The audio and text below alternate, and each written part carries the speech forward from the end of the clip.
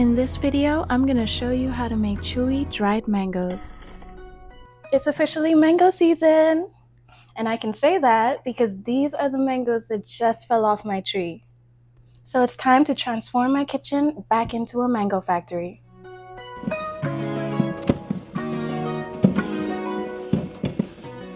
Okay, so let me show you how I make sweet and chewy dried mangoes. I got these boxes of mangoes from my outer islands, and it's filled with a variety of Hayden, Kent, and Alfonso mangoes. These are the sort of mangoes you'll want to use because they're less fibrous and they're very sweet, which is exactly what you need to make them chewy when you dry them. Okay, so for cutting the mango, you basically want to imagine where the seed is. You're gonna know that it's long and about this wide because they're all pretty much the same size. And there's this little line at the bottom that kind of shows you the direction the seed's in.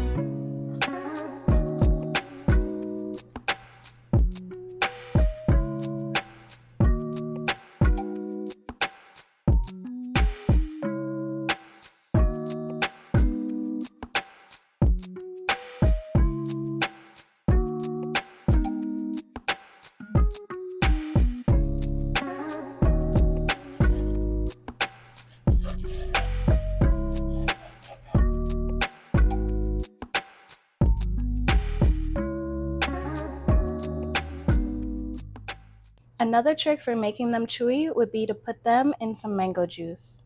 Just a little coat like that, and then put them on your dehydrator sheet.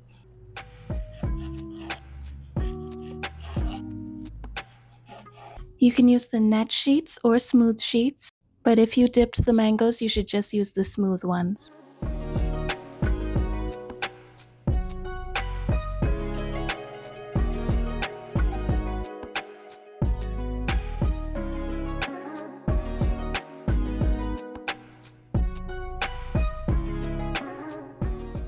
Okay, I'm going to fill out the rest of this sheet later, but I want to show you the dehydrator I'm using.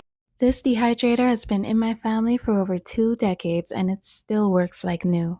They don't use that much electricity compared to other appliances that stay on all day. They're not like refrigerators or computers. Plus, you can make use of every time you turn it on by filling up the machine completely. With this dehydrator, I'm going to let the fruit dry for 4 to 6 hours on 335 degrees Fahrenheit.